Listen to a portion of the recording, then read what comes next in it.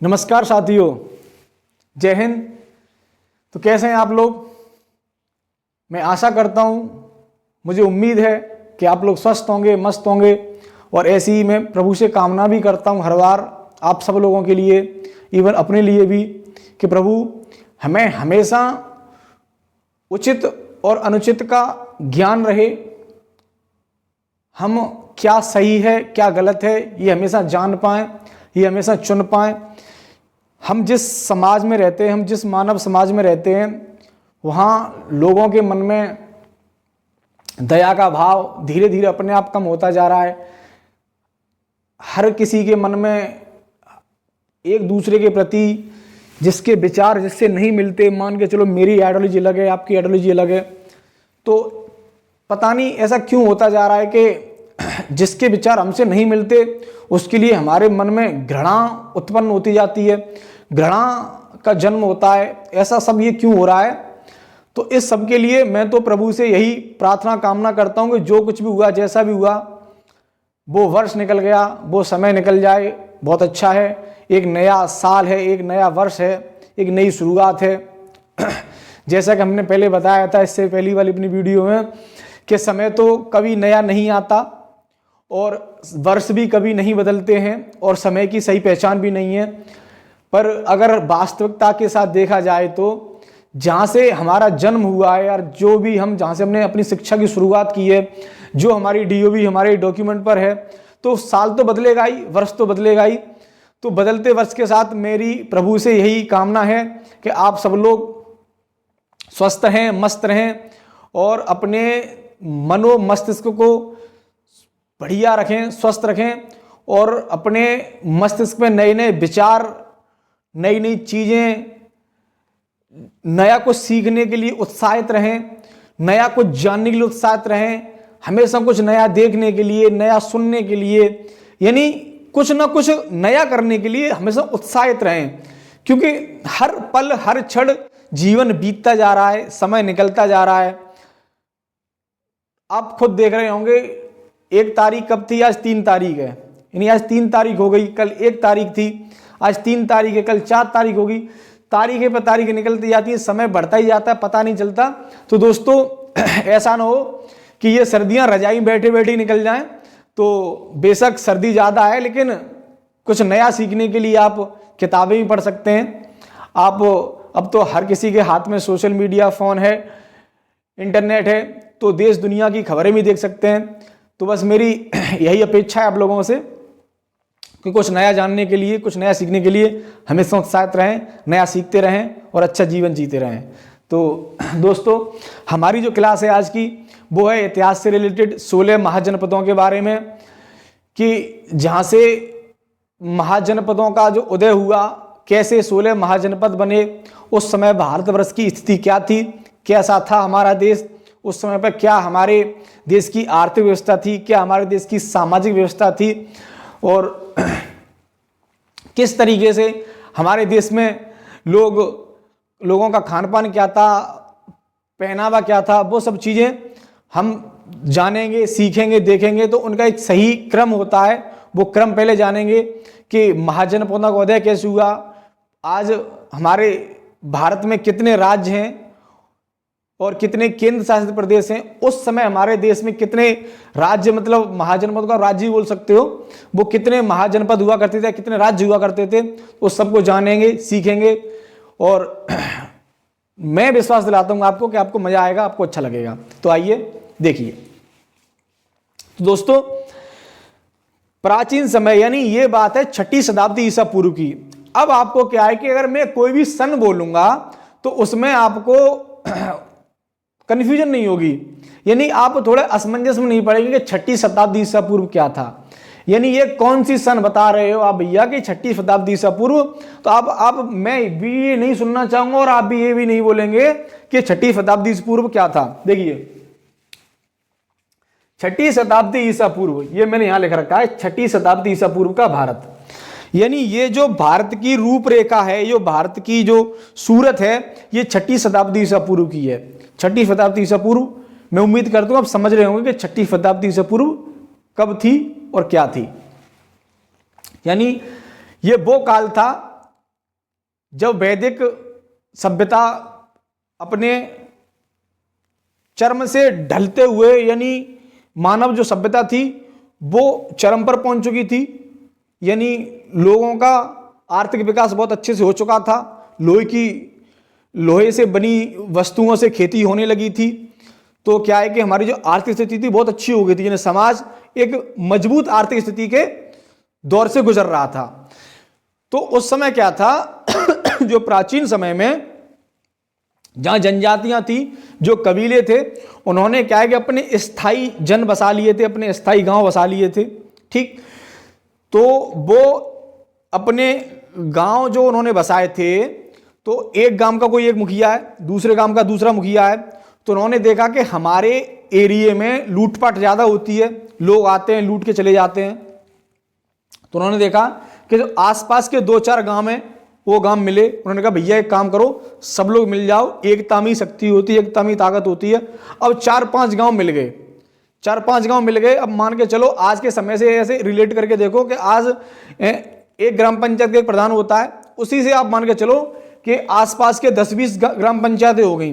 अब 10-20 ग्राम पंचायत के लोग मिल गए, उन्होंने कहा भैया हम एक होते हैं और अपनी जो हमारे सब गांव है इसको एक नाम देते हैं। तो उन्होंने एक मान के चलो एक जनपद बसा लिया उन्होंने कि हमारा ये जनपद हो गया, मान के चलो जनपद हो गया एक्स, कि अब एक्स जनपद हो गया। अब इसके आगे पहले एक गांव हुआ करता था, वो एक्स जनपद हो गया। अब उसमें अगर कोई लूटने आएगा तो उसकी इतनी हिम्मत नहीं होगी कि उस जनपद में जाके घुस के उनको लूट सके, क्योंकि अब वो सब इकट्ठे हैं, एकत्रित हैं। वो जहां कल एक मुखिया के, एक सरपंच के, एक जन के पास सिर्फ 4 लोग लड़ने वाले थे, 4 सैनिक थे, आज उसके पास 40 सैनिक हैं, 40 लोग लड़ने के लिए हैं, तो वो पहले से ज्यादा मजबूत स्थिति में है। तो ये क्या है कि एक आइडिया ने जन्म लिया, यानी एक युक्ति ने जन्म लिया कि जब हम पहले 4 लोग थे, हमारे एक गांव था, तो हमारे गांव में लूटपाट होती थी। आज हम मान के चलो 40 गांव एक साथ हो गए और हमारे पास 400 सैनिक हो गए। अब हमारी तरफ कोई आंख उठा के देखने हिम्मत भी नहीं कर रहा कि नहीं भैया उस तरफ मत जाओ, यानी उस जनपद में मत जाओ। उन लोगों ने एक संगठित ग्रुप बनाया है अपना, हम अब वहां लूटपाट नहीं कर सकते। तो जो ये विचार जन्मा उस समय के लोगों के मन में, तो जैसे किसी ने ये काम किया, एक ने, अब दूर जो गांव थे उन्होंने देखा कि जो उधर गांव में पहले लूटपाट होती थी, अब वो लूटपाट बंद होकर हमारी तरफ होने लगी है। उन लोगों ने अपनी सुरक्षा किस तरीके से की, तो उन्होंने देखा, तो जो उनका जो उन्होंने ये युक्ति निकाली थी, ये युक्ति धीरे धीरे पूरे समाज में फैलने लगी। क्योंकि समाज में क्या होता है कि विचार संक्रमित होते हैं, चाहे विचार अच्छे हों चाहे बुरे हों, अगर कोई बात है तो पूरे समाज में फैल ही जाएगी। फिर क्या हुआ दोस्तों कि धीरे करके जो कबीले जो उनका छोटा मोटा एक 100-200 लोगों का कबीले हुआ करता था, वो धीरे धीरे करके बड़ा हुआ और बड़ा हुआ, जनपद बने। अब जो जनपद थे वो क्या है कि उनकी आर्थिक स्थिति अच्छी होने लगी, उनकी सामाजिक स्थिति मजबूत होने लगी, उन्हें सम्मान मिलने लगा। तो उन्होंने धीरे धीरे अपना वर्चस्व और बढ़ाया, अपना एरिया और बढ़ाया। तो ऐसे करके जो जनपद हुआ करते थे वही धीरे धीरे आगे चल के महाजनपदों का उदय हुआ, यानी वही जनपद महाजनपदों में जाकर के बदल गए। अब उस समय पर मुख्य तौर से हमारे भारतवर्ष में 16 महाजनपदों के बारे में बताया जाता है। नहीं, पूरे देश में 16 महाजनपद थे।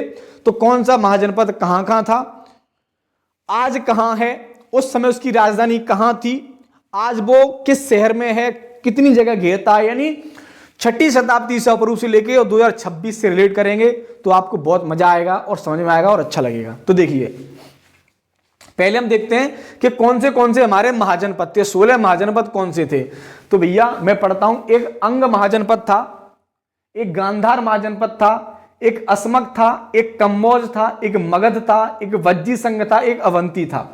ठीक, एक मल्ल था, एक कुरु था, कौशल, वत्स, पांचाल, मत्स्य, चेदी, सूरसेन और काशी। ये 16 महाजनपद, 8 इधर और 8 इधर लिखे हुए हैं, सॉरी 7 इधर और क्या कहते हैं ये कहां गया, हाँ 7 इधर और बाकी इधर लिखे हुए हैं। तो ये पूरे 16 महाजनपद लिखे हुए हैं और बगल में उनकी राजधानी लिखी हुई है। यानी अंग की राजधानी चंपा होती थी, गांधार की तक्षशिला, असमक की पोटली, कम्बोज की राजपुर, मगध की राजगृह, राजगृह के बाद वैशाली, और वो जो वैशाली के बाद इसकी सबसे जो पॉपुलर राजधानी रही है पाटलिपुत्र, और बज्जी संघ की वैशाली, अवंती की माहिष्मती, मल्ल की कुशीनगर, कुरु की हस्तिनापुर, कौशल की श्रावस्ती, वत्स की कौशाम्बी, पांचाल की अक्षित्र, मत्स्य की विराटनगर, चेदी की शुक्तमती, शूरसेन की मथुरा और काशी की वाराणसी। ये तो हो गए 16 महाजनपद और ये होगी इनकी राजधानियां। ये यहाँ पे लिखा हुआ है, आप इसको रोक करके अपनी नोटबुक पर अगर लिखना चाहें तो लिख भी सकते हैं, स्क्रीनशॉट लेना चाहें तो स्क्रीनशॉट भी ले सकते हैं। इसलिए मैंने यहाँ पे इसको लिख दिया, बाकी तो वैसे समझा सकता था, बोल भी सकता था, लेकिन फिर क्या है कि थोड़ी लिखने में प्रॉब्लम होती है आप लोगों को, तो इसलिए क्या है कि मैंने यहाँ पे इसको पहले से ही इसका फिगर बना दिया है। अब क्या है कि हम इसको अच्छे से समझेंगे कि जो 16 महाजनपद हैं वो कहाँ कहाँ लोकेटेड हैं और कितनी जगह घेरे हैं आज के समय में। तो सबसे पहले हम लेते हैं अंग। जो अंग महाजनपद था जिसकी राजधानी चंपा थी, वो भारतवर्ष में कहां पर था, यानी भारतवर्ष में उसकी स्थिति इस जगह पर थी। इस जगह का मतलब यह है, आज के भारत के नक्शे के हिसाब से, आज के हमारे देश के हिसाब से जो बिहार का भागलपुर का एरिया है लगभग, यानी जो हमारा जो ये पूर्वी बिहार है इस तरफ का, ये तो पश्चिम बिहार हो गया और ये हो गया आपका पूर्वी बिहार। ये जो भागलपुर के तरफ का जो एरिया है वो आज के समय का जो भागलपुर का एरिया है वो उस समय का अंग महाजनपद का एरिया हुआ करता था, यानी अंग महाजनपद का स्थान हुआ करता था। इस तरफ ये पूरा ये सब अंग महाजनपद हुआ करता था। ठीक, दूसरा है हमारा गांधार। गांधार की राजधानी तक्षशिला। तो आपने एक तक्षशिला विश्वविद्यालय का नाम भी सुना होगा, तो वो तक्षशिला विश्वविद्यालय इधर हुआ करता था, यानी गांधार यहां हुआ करता था। और ये जो रीजन था पहले, ये पूरा हमारे भारतवर्ष का ही हिस्सा था, पूरा हमारा भारतीय था। आज ये हमसे कट के अलग हो गया, ये एक नया राज्य बन गया है, सॉरी ये एक नया देश बन गया है जिसका नाम है पाकिस्तान। आप सब लोग जानते ही होंगे। ठीक है, तो जो गांधार था, इस गांधार की एक कहानी भी है, यानी कि जो आपने अगर किसी ने महाभारत सुनी होगी या पढ़ी होगी, तो जो महाभारत का जो पात्र शकुनी करके था, यानी जो दुर्योधन का ननिहाल था, वो यहाँ गांधार में ही था। वो ये गांधार, वही तक्षशिला, वही गांधार है ये। दूसरा है असमक। जो असमक था, ये असमक एकमात्र महाजनपद था पूरे भारतवर्ष का जो मात्र साउथ में था, यानी अगर कोई साउथ में था तो वो इसे असमक था। यहां गोदावरी का जो एकदम भरपूर उपजाऊ क्षेत्र था वो ये असमक में आता था, यानी यहां जो ये जो साउथ का जो महाजनपद है वो सिर्फ असमक था, यानी एकमात्र महाजनपद ऐसा था जो साउथ में लोकेटेड था, असमक, जिसकी राजधानी पौडली थी। अब है कंबोज राजपुर। तो दोस्तों ये गांधार और कंबोज 16 महाजनपदों में से 2 महाजनपद ऐसे थे जो आज के टाइम पर जिनकी लोकेशन पाकिस्तान में स्थित है। यानी ये जो कंबोज था ये अफगानिस्तान के काबुल की जो ये वाली जो घाटी है, ये आज के टाइम इसकी लोकेशन देखें तो यहां पर स्थित है, थोड़ा थोड़ा अफगानिस्तान में, थोड़ा थोड़ा पाकिस्तान में, दोनों का संक्रमित एरिया ये है आपका कंबोज। ठीक दोस्तों, आज के समय में 16 महाजनपदों में से 2 महाजनपद देश के बाहर हैं और 14 महाजनपद देश के अंदर हैं। तो जो देश के बाहर 2 महाजनपद हैं उसमें से एक गांधार और एक कंबोज, जिसकी राजधानी तक्षशिला और राजपुर। बाकी के जो 14 हैं वो हमारे देश में लोकेटेड हैं। अब वो देखते हैं। ये मगध है आपका आज का बिहार का लगभग पटना वाला क्षेत्र, पटना के आसपास जो क्षेत्र है वो मगध का राज्य था। यानी मगध तो खेल काफी बड़ा था, काफी दूर तक फैला था महाजनपद जो मगध था। लेकिन आज के समय का जो एक लोकेटेड, आप मतलब एक रिलेट कर सकते हैं कि आज के समय कहां था मगध, तो हम ये कह सकते हैं कि आज का जो बिहार है, आज का जो पटना वाला एरिया है, जो पाटलिपुत्र का एरिया है, वही मगध हुआ करता था। ठीक, और एक है आपका बज्जी संघ। ये क्या बज्जी संघ, यानी जो छठवां है बज्जी संघ, वो गया ये बज्जी संघ भी आज का बिहार में ही स्थित है। और याद रखना बज्जी संघ की राजधानी वैशाली थी और वैशाली उस समय पे गणतंत्र राज्य हुआ करता था। यानी हमारे यहाँ गणतंत्र का जो विचार था वो हमारे देश में बहुत प्राचीन है, हमें किसी ने नया नहीं दिया है। ऐसा नहीं है कि हमारा देश जब मतलब आजाद हुआ अंग्रेजों से उसके बाद ही हमारा भारत गणतंत्र बना, उसके बाद ही हमारा भारत मतलब हम गणतंत्र की परिभाषा जान पाए। हमारे देश में गणतंत्र की विचार बहुत पहले से ही विद्यमान थे, लेकिन वही बात है ना कि जो हुआ वो तो छोड़ ही दो उसको। बाकी यह है कि जो उस समय पे जो वैशाली था वो गणतंत्र था। ठीक, अब देखिए 16 महाजनपदों में से 2 महाजनपद यानी गांधार और कंबोज देश के बाहर स्थित हैं आज के समय पर, और 16 में से 3 महाजनपद यानी आपका मगध, बज्जी और अंग ये बिहार में लोकेटेड है। बिहार यानी ये तीनों की स्थिति आज हम बोल सकते हैं कि ये तीनों बिहार में लोकेटेड है ये। ठीक, बाकी के आप देखिए अवंती माहिष्मती जिसकी राजधानी थी उज्जैन से आप समझ गए होंगे, महाकाल का मंदिर। अवंती तो ये मध्य प्रदेश का भाग है आपका। अवंती माहिष्मती, एक मूवी देखी होगी आपने बाहुबली, माहिष्मती साम्राज्य, तो ये वही माहिष्मती है, वही उज्जैन है। ये अवंती की राजधानी थी माहिष्मती, तो ये यहां पर लोकेटेड है एमपी में, मध्य प्रदेश में। अब आता है आपका मल्ल मतलब कुशीनगर। अब देखिए, अब मैं आपको क्या बताऊं, कितने हो गए आपके 1 2 3 4 5 6 7 हो गए ना अवंती तक। ठीक, हाँ एक और समझ लीजिए, फिर आपको एक इंटरेस्टिंग फैक्ट बताता हूं मैं। 7 हो गए। एक देख लीजिए मत्स्य, यानी ये मत्स्य की राजधानी थी विराटनगर। अगर आपने माइथोलॉजी के हिसाब से अगर थोड़ा बहुत महाभारत पढ़ा होगा या देखा होगा या सुना होगा महाभारत के बारे में, तो जो मत्स्य था, जो मत्स्य नरेश थे, वो महाभारत के जो 2 पात्र थे नकुल और सहदेव, उनके मामा का राज्य था, यानी उनकी ननिहाल थी मत्स्य, विराटनगर। ठीक, तो ये मत्स्य था, वो मत्स्य की जो मत्स्य था, मत्स्य किस तरफ था, मत्स्य था आपके राजस्थान के लगभग क्या राजस्थान में ये स्थित है, लोकेटेड। आज की जो इसकी लोकेशन है वो राजस्थान में इसकी लोकेटेड है, जयपुर के आसपास, जयपुर उदयपुर के आसपास है मत्स्य विराटनगर। अब देखिए, अब बचता है हमारा मल्ल, कुरु, कौशल, वत्स, पांचाल, चेदी, शूरसेन, काशी। यानी 16 महाजनपदों में से 8 महाजनपद मैंने आपको बता दिए और बाकी के 8 महाजनपद उत्तर प्रदेश में लोकेटेड हैं। ये देखिए आपका मल्ल की राजधानी थी कुशीनगर, ये यहां मल्ल।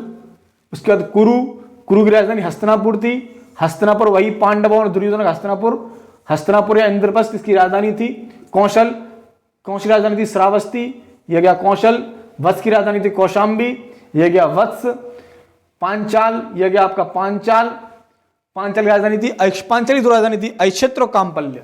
ठीक, ऐक्षेत्र और काम्पल्य यानी जो आपकी काम्पल्य वाला जो एरिया था वो ये लगता है आपका उस समय का जो आज का समय का जो फैजाबाद अयोध्या है उस तरफ का एरिया आता था। इसमें पांचाल राजधानी में जो ऐक्षेत्र वाला एरिया है वो आपका ये मेरठ के तरफ का एरिया आता था। ठीक, पांचाल। उसके बाद आपका चेदी की राजधानी थी शुक्तमती या अच्छा चेदी, और समझ लीजिए चेदी है वो उत्तर प्रदेश के बुंदेलखंड में लोकेटेड है। और बुंदेलखंड का जो एरिया है वो संक्रमित एरिया, यानी वो मध्य प्रदेश का भी एरिया है और वो उत्तर प्रदेश का भी एरिया है। तो अगर हम आज के समय में उसकी लोकेटेड देखें तो जो चेदी राज्य हुआ करता था आज के समय का एमपी और यूपी, यानी जो बुंदेलखंड वाला एरिया है वो था चेदी का। ठीक, चेदी जिसकी राजधानी थी शुक्तमती। शूरसेन हमारा ये बिल्कुल मथुरा, शूरसेन राजधानी मथुरा थी, जहां आपने कंस का नाम सुना होगा, वही कंस की मथुरा, वही शूरसेन हमारा, वही ब्रजमंडल।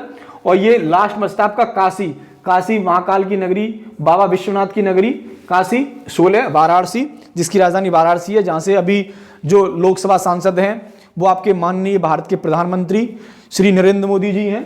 तो ये जो वाराणसी है, जो काशी है, तो 16 महाजनपदों में से 8 महाजनपद हमारे उत्तर प्रदेश में स्थित हैं हमारे, और बाकी के जो 3 महाजनपद हैं वो हमारे बिहार में स्थित हैं, और एक हमारा मध्य प्रदेश में स्थित है, एक हमारा राजस्थान में स्थित है, और एक जो महाजनपद है वो हमारे साउथ इंडिया में स्थित है, और बाकी के 2 हमारे देश से बाहर हैं। तो दोस्तों आपको जो 16 महाजनपदों की लोकेटेड है, कहाँ लोकेटेड है, कहाँ उनका स्थान है, वो आपको समझ में आ गया होगा, आपको ये जान के अच्छा लगा होगा, आपको पूरा फिगर आपके समझ में आ गया होगा कि कौन सा महाजनपद कहाँ स्थित था और आज के समय में कहाँ है।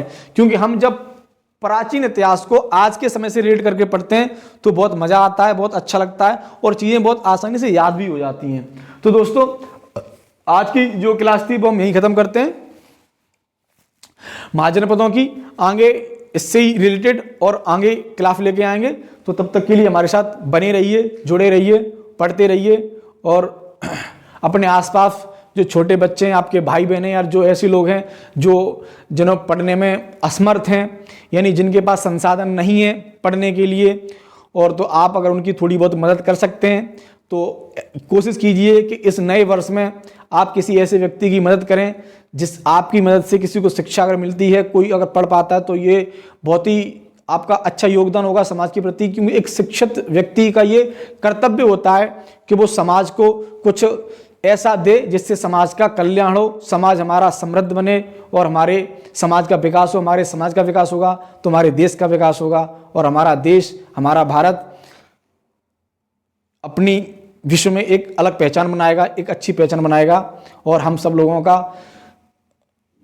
लोगों का इससे मनोबल बढ़ता है कि जब हमारे देश की विश्व पटल पर एक अलग पहचान होती है तो बड़ा अच्छा लगता है, अंदर से एकदम अपने आप पर प्राउड फील होता है कि हम भारत देश के वासी हैं, हम भारत में रहते हैं और भारत हमारा देश है।